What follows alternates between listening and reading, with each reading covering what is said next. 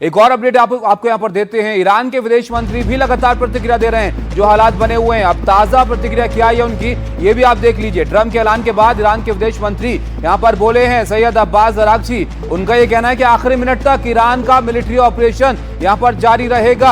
हमारे बहादुर सैनिकों ने दुश्मन को जवाब दिया है और आखिरी मिनट तक ये ऑपरेशन जारी रहेगा। देश की रक्षा के लिए खून की आखिरी बूंद तक हम तैयार हैं। ट्रंप के ऐलान के बाद ये बड़ा बयान है विदेश मंत्री का ईरान के, जो कह रहे हैं कि ये मिलिट्री ऑपरेशन आखिरी मिनट तक जारी रहेगा। जाकिर साहब, क्या इशारा कर रहे हैं ईरान की तरफ से यहाँ पर?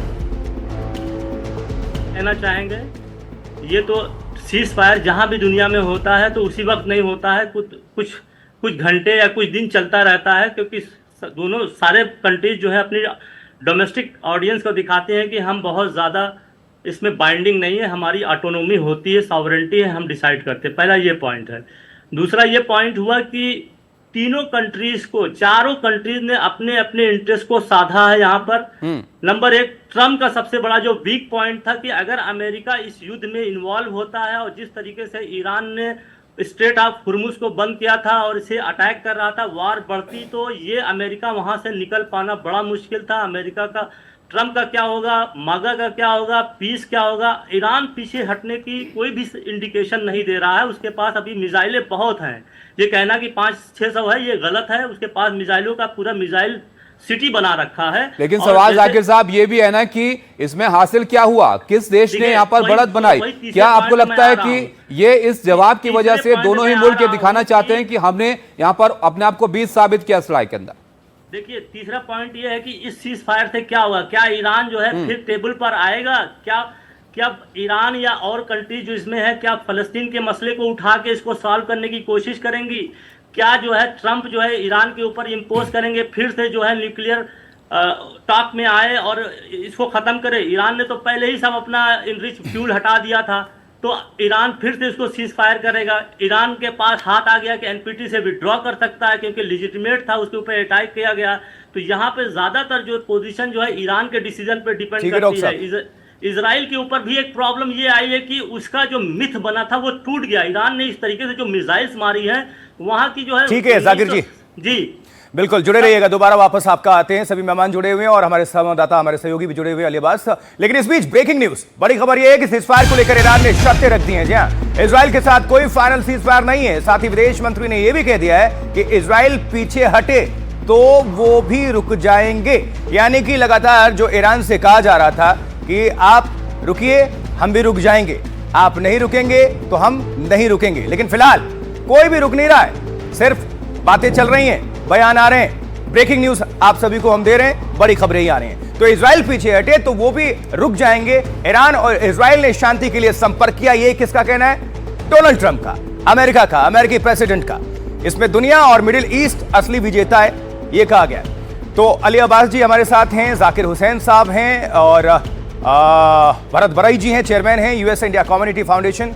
अली अब्बास हमारे संवाददाता, अभी इस वक्त डेवलपमेंट जो है वो क्या है, चाहे वो ईरान की तरफ से हो, चाहे इजराइल की तरफ से हो या फिर अमेरिका की तरफ से हो? देखिए, अमेरिका ने तो साफ तौर पे बता दिया कि भाई हम तो देखिए चाहते हैं शांति हो, और मैंने एक तरीके से इजराइल के पीएम से भी बात कर ली है और कतर के जो राजा हैं उन्होंने ईरान से भी बात कर ली है, और अभी सीज फायर यहाँ पे शुरू हो जाएगा। ईरान ने भी साफ तौर पे कहा था कि हम 4 बजे तक वक्त देखेंगे, अगर 4 बजे तक जो तेहरान टाइम है उससे पहले तक अगर उसके बाद अगर आपने फिर से हमला किया तो हम ये फौरन उस पर फिर से हमला करेंगे। वही जो जाकिर साहब ने, हमारे गेस्ट ने भी बताया कि जब सीज फायर होता है तो उसके फौरन बाद उसी वक्त ही एक में सीज फायर नहीं होता। ये हमें एग्जांपल हमारे भारत में भी, जब हमने भारत और पाकिस्तान का सीज फायर होता है तब भी देखा था, पाकिस्तान की तरफ से भी हमारे ऊपर ड्रोन आए थे सीज फायर के बाद भी। तो ये जाकिर साहब की ये बात सही थी कि जिस वक्त सीज फायर होता है तो उसमें कुछ वक्त लगता है, और बेशक अभी जिस तरीके से ईरान की तरीके से फाइनली कंफर्मेशन आई कि उन्होंने ही ये मिसाइल्स मारी है, तो अभी देखना होगा कि कितनी देर बाद ये ईरान क्या इस पे बताता है, क्योंकि ये दिखाना चाह रहा है कि हम ट्रम्प की बात पे नहीं, हम अपनी ही बात पे हम अटे हुए हैं। जब हम चाहेंगे जब हम सीज फायर कर सकते हैं, जब हम चाहेंगे जब हम शांति बना सकते हैं। तो ये यानी ईरान भी अपनी ताकत दिखाना चाहता है, जो मिडिल ईस्ट में और अमेरिका और इजराइल के सामने पेश कर रहा है। बिल्कुल, मतलब पीछे हटने को तैयार नहीं कोई भी।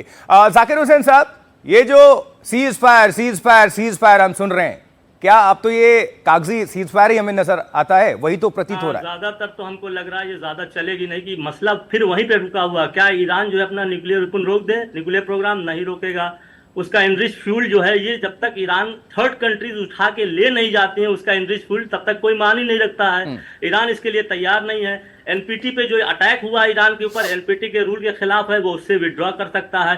हाँ, ईरान ने मिडिल ईस्ट में अपना वर्चस्व कायम कर दिया है। एक नया जो है पावर मिडिल ईस्ट में आ गया है। दुनिया को इसको समझना चाहिए। अब ट्रम्प को जो है, अमेरिका को जो है, ईरान को एक दूसरे तरीके से देखना पड़ेगा। रही बात नेतन्याहू की, तो नेतन्याहू डिस्क्रेडिट हुए हैं। उन्होंने कहा था कि इजराइल के ऊपर कोई अटैक नहीं कर सकता, लेकिन जिस तरीके से ईरान ने अटैक किया है, इजराइल की साख को बड़ा धक्का लगा है। और ये जो अटैक हुए हैं फार्दो वगैरह पे, अब ये जाहिर हो रहा है कि ये बहुत ही कैलकुलेटेड था, समझा के किया गया था। आप हटा लीजिए न्यूक्लियर फ्यूल्स अपना, तो अभी कुछ समझ में नहीं आ रहा है कि क्या हुआ है। बस मैं यही कह रहा हूं कि तीनों पार्टीज ने अपनी अपनी पोजीशन, प्रैक्टिकल पोजीशन बचाई है कि हम लड़ाई नहीं करेंगे, दुनिया में इसका असर नहीं आएगा, अमेरिका वार में नहीं जाएगा, ईरान में भी शांति आनी चाहिए, इजराइल को भी शांति आनी चाहिए। तो ये एक बहुत ही छोटा सा हमको लगता है, लेकिन फिर जब अमेरिका प्रेशर डालेगा कि ईरान के ऊपर कि अपना न्यूक्लियर प्रोग्राम खत्म करो, तब फिर पत्ते खुलेंगे कि ईरान किस तरीके से बिहेव करता है।